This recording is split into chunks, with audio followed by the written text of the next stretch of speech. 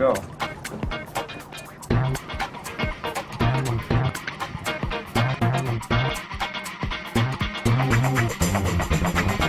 You are making history. This is the first meeting of our participatory budgeting process. Nowhere else in the United States has this been done. This is a brand new process. We're pedaling as fast as we can. Every year, the city distributes something called menu money to each alderman, and the amount of money varies between $1 million and $1.5 million. Joe Moore, the alderman of this ward, wants to turn the decision-making process of how that infrastructure money gets spent over to you. We're going to move off to one part of the room where the safety committee is meeting, where the parks committee is meeting. We don't want a dictator, even if his name starts with a D and he makes the garbage get picked up. No, we want to be able to make our own decisions, good or bad. Right, that's why this is an Because it's our money. What do you think are some of the infrastructure needs in your area? There's a pothole on Oakley and Birchwood. It's been there since the first of the year. Banners or some sort of sculptures or just some sort of public display that represents a core value of Rogers Park, namely diversity.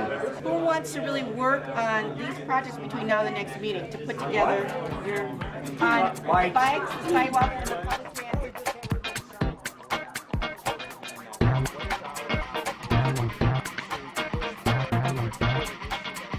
So we need to be continuing to talk to community members and figure out their ideas and solicit their input so that we can then actually make those just vague suggestions into proposals.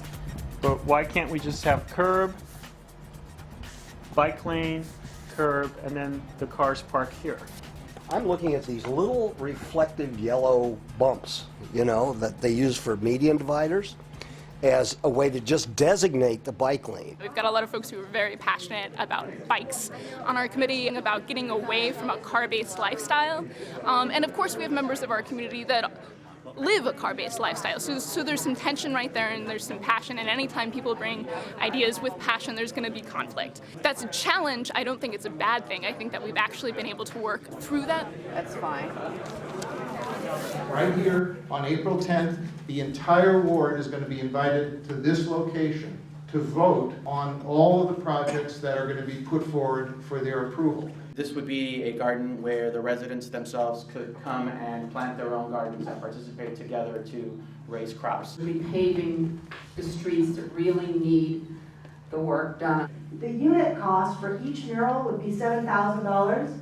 People put a ton of work, you know, in super creative ways, like the dog parks, the public art, sidewalks, you know, those ladies who walked all the sidewalks in the ward. I mean, that just blows me away. Come on in, come on in. Have you seen our sample ballots? No. Okay, so take the sample ballot. I never could have imagined they would look like this. People were coming out to vote early. People were here before 9 o'clock. People not only decided that they were going to vote on election day and attend a few meetings, but they took ownership of the process. In Latin America and elsewhere that I've seen participatory budgeting in action, people have come out for their projects, but there hasn't been so much teamwork like here. Here the committee has really figured out what was their goal, what was their issue they wanted to address, what kind of projects were necessary for the ward, and did their best as a team to serve the community. Ballots only, please. Thank you so much. Your survey goes to him.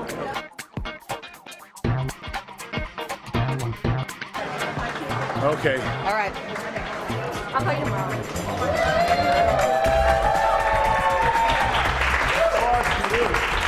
These are the project proposals that will receive funding from the 49th Ward 2010 menu money.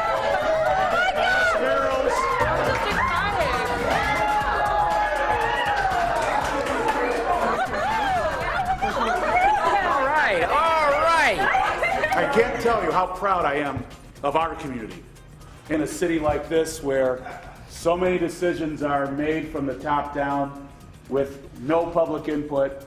Well, we showed in the 49th Ward that not only do we listen to the people, but we give the people the power to make the decisions.